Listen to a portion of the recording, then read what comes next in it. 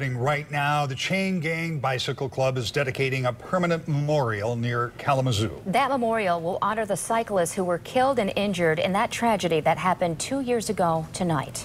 24-hour News 8's Brady Gillum is live at Mark and Glen Park, where the memorial is about to be unveiled. This memorial to the people who were most affected by the crash 2 years ago. Well, that's right. As you can see, the memorial is getting ready to be unveiled, and I will let you watch.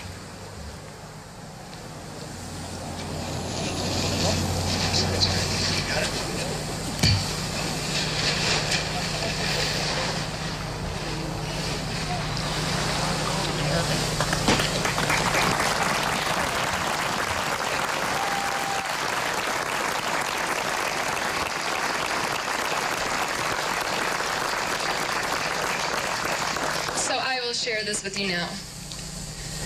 On the evening of June 7, 2016, 9 bicyclists, friends, fellow riders, and cherished loved ones rode together as members of the Chain Gang Bicycle Club. The driver of a pickup truck crashed into the riders. 4 cyclists were seriously injured in the crash. 5 lost their lives in the tragedy. We mourn their loss. This is in memory of Deb Bradley, Melissa Fevig Hughes, Tony Nelson, Larry Pollock, Suzanne Sipple. And it's in honor of Paul Gobble, Sheila Jeske, myself, and Paul Reynolds. Thank you for being here.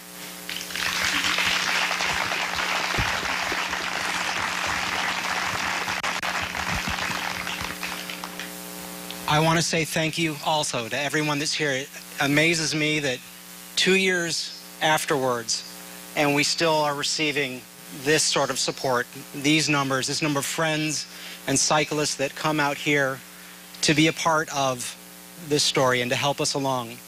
And I want to start with a list of thanks, and the first one that I think needs to be thanked right now is Joshua Diedrich, our sculptor, who created this memorial for us.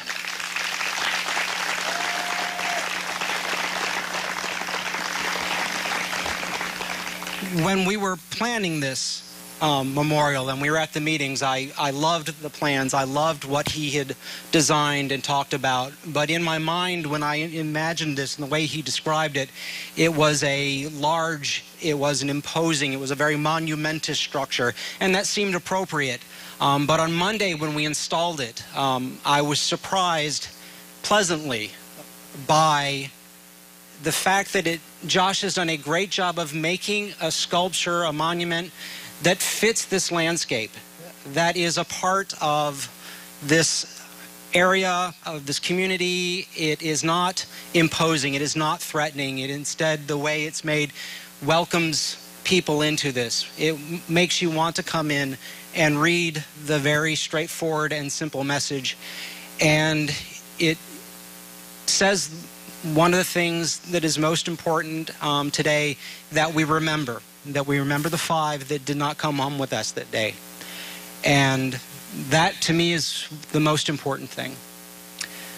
The second thing that this monument does, that you may not pick up on it right away, but without too much thought, you'll be struck by the amount of support and help it took to make this happen.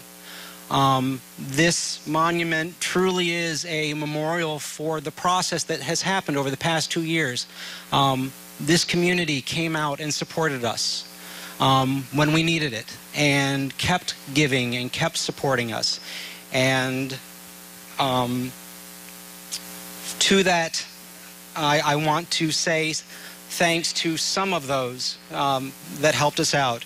What comes to my mind very immediately is, on that day, all of the very skilled and very dedicated and helpful first responders that came and helped us out.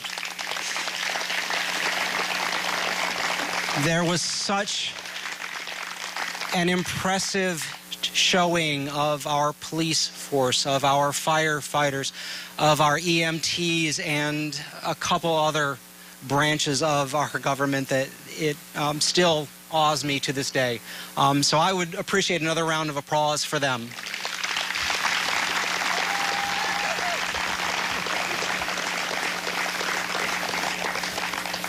similar to the first responders, but a little bit further down the road and a little bit less visible from sight, was the amount of support and help we received from the courts and all of the behind-the-scenes support systems that helped us through it. Someone who comes first to my mind in that is Erin Tonda. She is our victim navigator and who helped us all out in innumerable ways with challenges that we didn't know and we could not have anticipated, and she was there to help us. So thank you, Erin.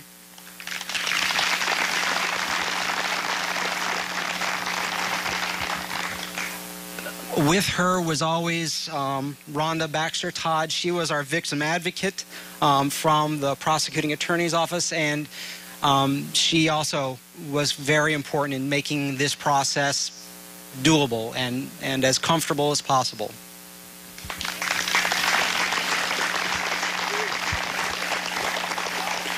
And rounding out that team was the assistant prosecuting attorney, Michael Knabe. I'm sure you can all imagine we're very pleased with what a good job he did and what a thorough job he did in telling the story to the courts and to that jury, and I think we're all very appreciative of his results.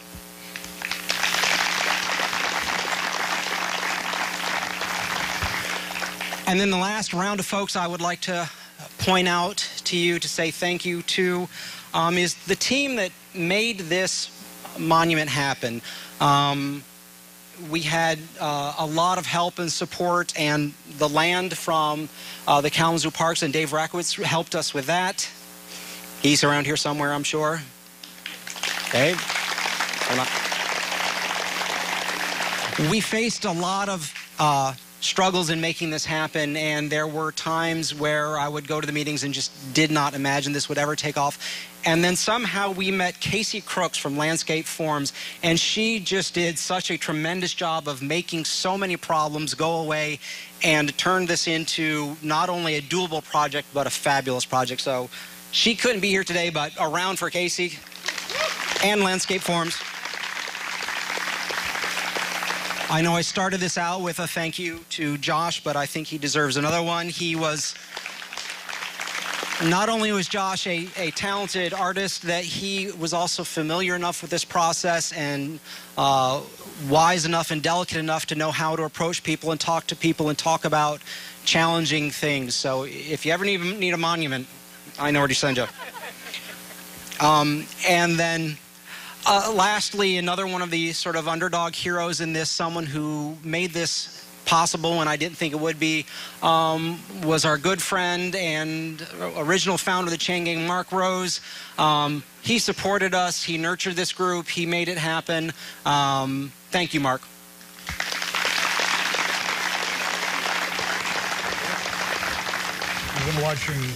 You've been watching live pictures of the dedication of a memorial by the Chain Gang Bicycle Club in Kalamazoo 2 years after that tragic crash that took 5 members of their club in Kalamazoo. That monument is just north of Kalamazoo in Cooper Township, not far from where that tragedy happened 2 years ago tonight.